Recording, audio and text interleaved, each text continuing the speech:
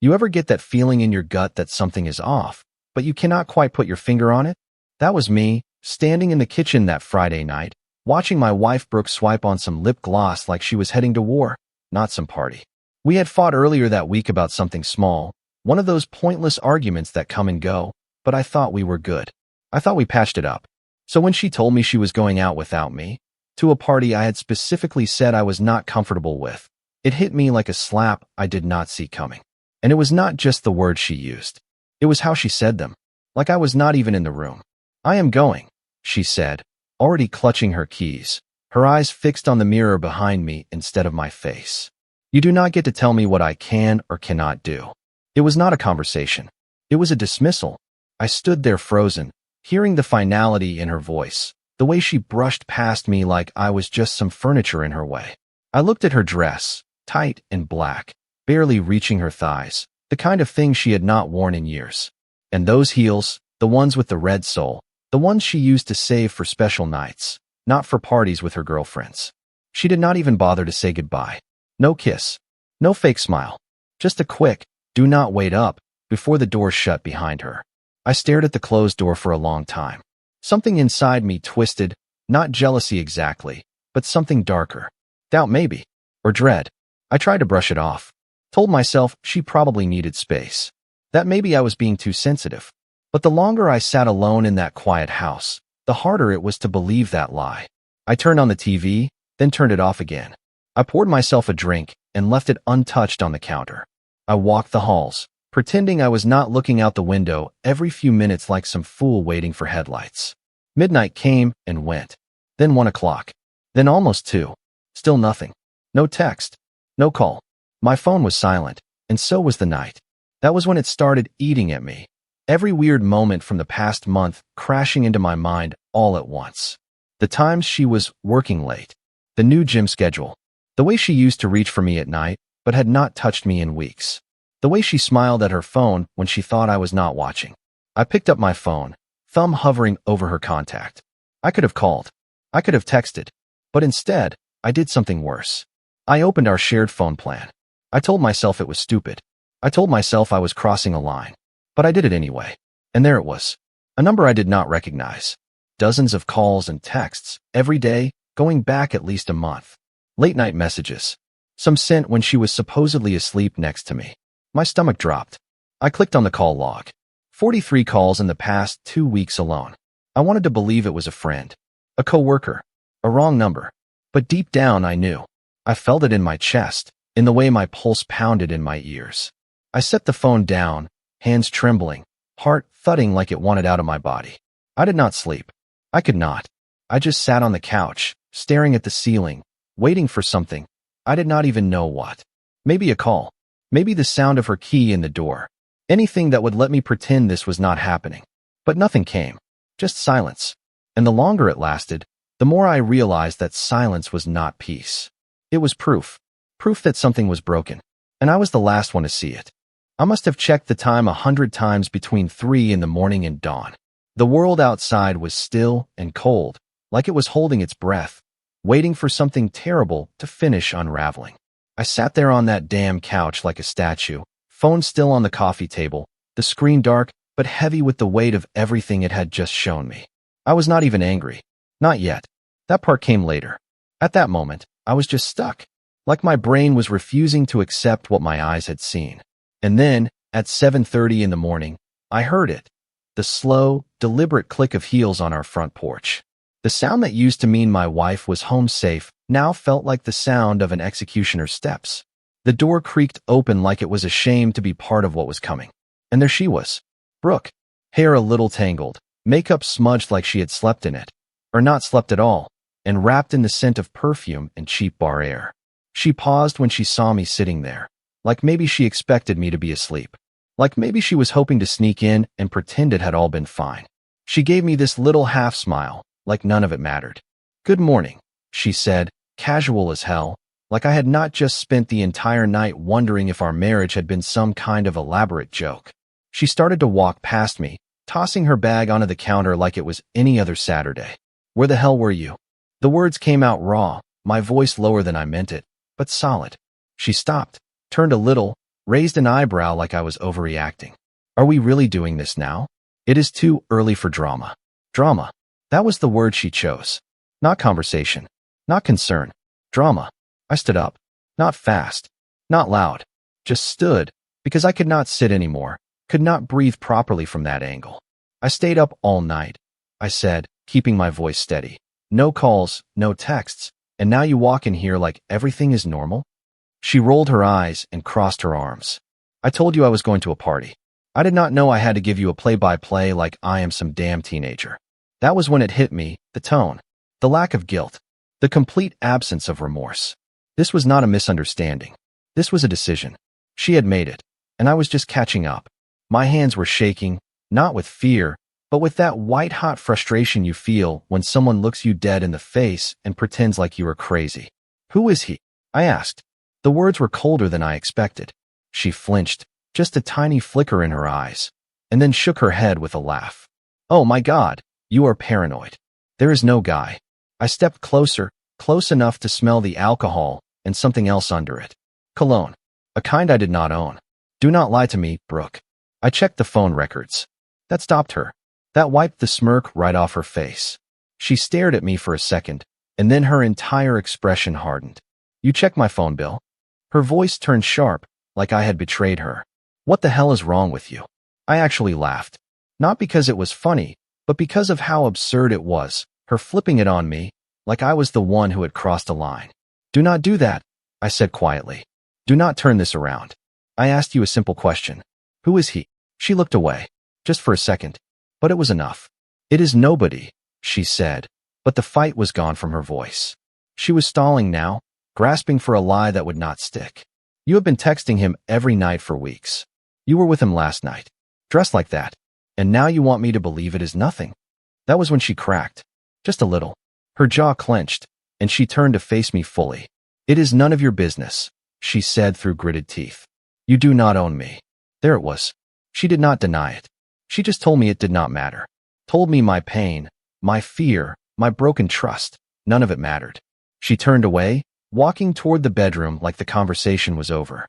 I am going to sleep, she said without looking back. Just like that. No explanation. No apology. Just sleep. The door clicked shut behind her, but I barely heard it. My ears were filled with this roaring sound, like the world was collapsing inward. I looked around our home, our photos, our shared life, and I felt like a ghost in it all. She had left me long before she walked out that door last night. And now I knew it.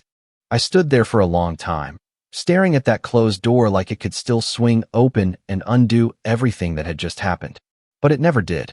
I was not sure how long I stood there, how long I listened to the silence that pressed in from all sides like the walls were slowly leaning in. There was no crying, no yelling, no begging, just that unbearable quiet. I sat back down on the couch, or maybe I collapsed. I honestly do not remember. All I know is my hands were still trembling, and my phone was still there on the table, dark and still buzzing in my mind even though the screen was dead. I picked it up, opened the call log again. That number. Him. Whoever the hell he was. Every notification, every timestamp, each little digital whisper between them, stared back at me like taunts. Then I did something I had not planned. I clicked deeper into the account settings, back into the shared plan. There it was, a new message. From that number. Sent at 7:48 in the morning. She had been home, maybe 20 minutes. 20 minutes, and she was already texting him again. That did it. That was the breaking point. I could have screamed. I could have punched a wall, broken something just to feel something. But I did not. I got up slowly, like I was afraid of what I might do if I moved too fast, and walked toward the kitchen. That was when I saw it, her laptop. It was sitting there like it had been waiting for me. The lid was half closed, the screen dark. She never locked it. Never thought she had to. For a second, I stood there just staring at it, telling myself I should walk away, that I had already gone too far. But I had already passed the line hours ago. I opened the lid. It came to life instantly. The desktop background was a picture of us from some beach trip last year. She was leaning into me, smiling, sun in her hair. I stared at it for a long time, realizing that version of her was gone. Maybe she had never been real to begin with. I opened the browser. I should not have. I know that. But I did.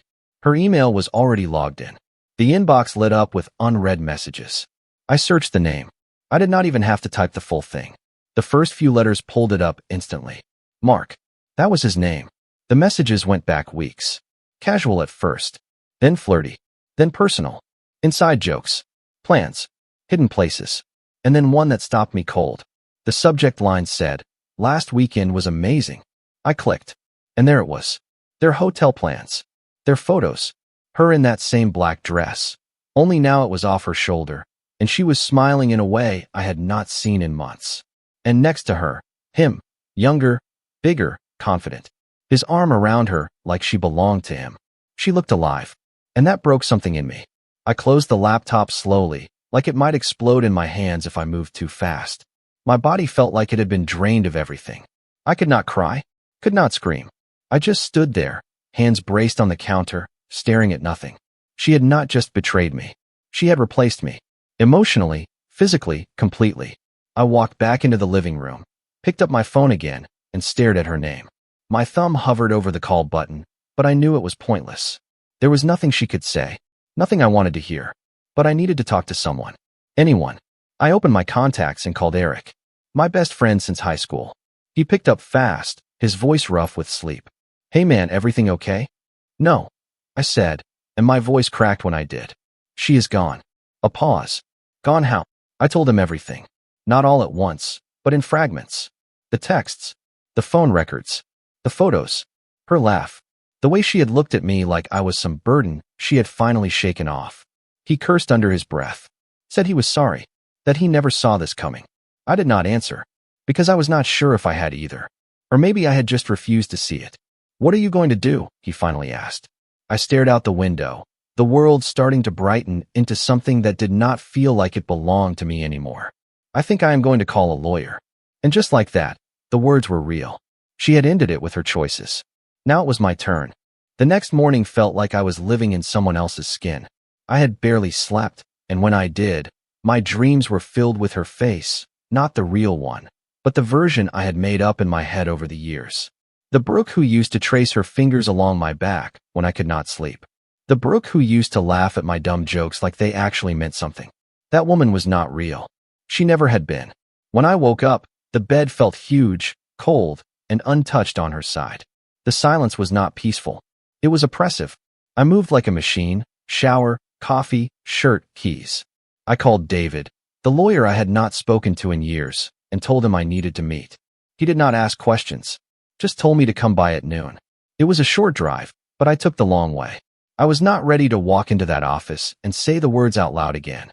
I was not ready to admit, legally, that my marriage was over. But I did it anyway.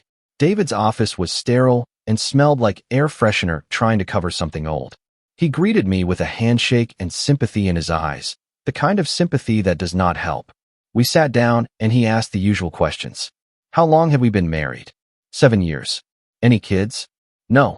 "Joint accounts?" "Just the house." I answered everything like I was reading someone else's story. When he asked if I wanted to pursue an uncontested divorce, I nodded. I just wanted it to be over. Clean. Fast. He explained the steps, the papers, the cooling period. I signed where he pointed and tried not to think about the fact that each line had my name on it like a death certificate for the life I thought I had. After I left his office, I drove aimlessly again, and without really deciding to, I ended up in front of Stacy's house. She was Brooke's best friend, the one she had always said she was hanging out with when she needed space. I walked up to her porch and knocked. She opened the door, eyes wide like she had seen a ghost. "Greg?" she asked, surprised. "What are you doing here?" I did not have the energy for games. "How long have you known?" Her face fell, her mouth opening and closing like she could not find the words. "Known what?" she asked, but I could already see it in her eyes. "Do not lie to me, Stacy. How long have you known about Mark?" She swallowed hard. "A few months, maybe longer." I felt like the ground shifted under me again. "You covered for her. Every time she said she was with you, she was really with him, and you let me believe it." "It was not my place," she said quickly. "I did not want to get in the middle. You were already in the middle." I cut her off, my voice sharp. "You let me sleep next to a woman who was lying to me, and you said nothing." "I am sorry," she whispered, but it was empty, and we both knew it. I turned and walked away before I said something I would regret. By the time I got home, the sun was starting to set. The house looked the same, but it did not feel like mine anymore. I walked through the front door and stood still for a minute, listening. It was quiet, but not the kind of quiet that makes you feel safe. It was the kind that follows something violent. I went to the closet, pulled out a trash bag, and started. Her clothes, her perfume, her hairbrush, that red scarf she never wore. Every little piece of her that lingered in this house went into that bag. It was not anger. It was survival. Every time I picked something up, it felt like I was peeling her out of my life one layer at a time. I stopped at a photo on the hallway shelf. The two of us in Charleston, her in sunglasses, me grinning like a man who had everything. I stared at it for a long time, then snapped it in half and dropped it into the bag. When I was done, I carried it outside and tossed it into the trash bin. The lid slammed shut with a loud, final thud. It felt like a small kind of justice. Inside, the house was empty. It felt hollow, like all the echoes had finally gone quiet. But for the first time since everything blew up, I could breathe. I was not healed. I was not even close. But I had taken the first real step forward. I was done begging her to care. I was done sitting in her silence, trying to decode it. I was not her backup plan. Not anymore. The next morning felt like the first page of a new chapter one did not ask to start. I woke up alone again, but this time I did not expect anyone next to me. I stared at the ceiling, letting the silence wash over me, the kind that did not press down like a weight anymore, but just existed. I made coffee, walked through the house, and everything felt unfamiliar, like I was staying in someone else's home. That was when my phone buzzed. It was a text from Brooke. Just 4 words. Can we please talk? I stood there, staring at it. My first instinct was to delete it, block her, throw the phone across the room. But another part of me, the one that still needed answers, needed closure, told me not to ignore it. I texted back 1 word. Where? She replied within seconds. The cafe by the pier. That was where we had our first real date, years ago. The symbolism was not lost on me. I drove there slowly, not because I was nervous, but because I already knew this was the end. Not some twisted reunion. Not some dramatic second chance. Just an ending. I got there before she did. Took a booth by the window. I sat with my hands folded, breathing slow, watching the waves crash behind the buildings. Then she walked in. She looked nervous, smaller than I remembered. Her makeup was softer.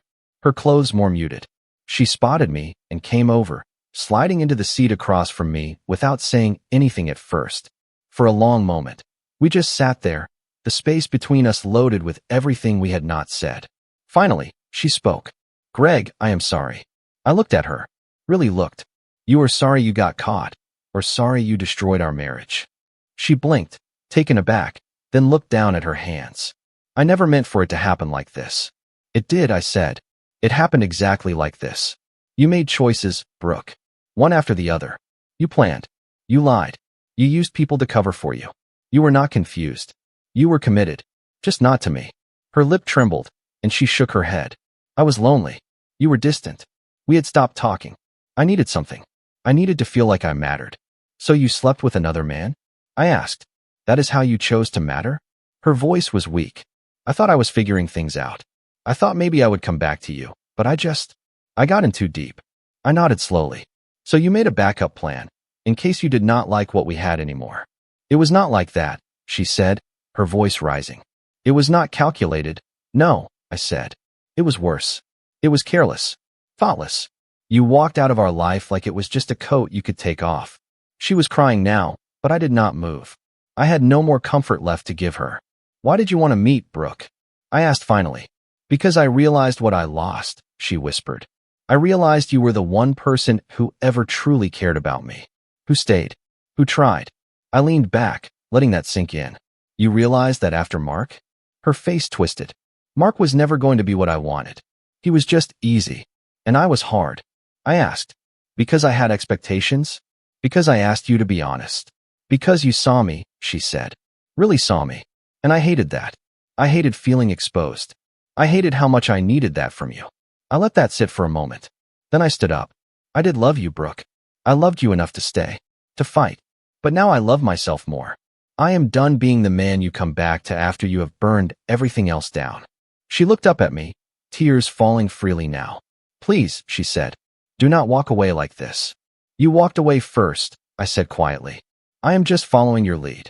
I left without another word. The sky outside was brighter than I remembered. The air sharp and clean. I walked to my car and sat there with my hands on the wheel, breathing deep, steady breaths. Something had broken that week, but something else had opened. A space. A future. I had no idea what came next. I did not know if the pain would go away anytime soon. But I knew this much. I was free. I was done waiting for her to care. And whatever came next, it would be mine to face. Alone. Honest. Whole.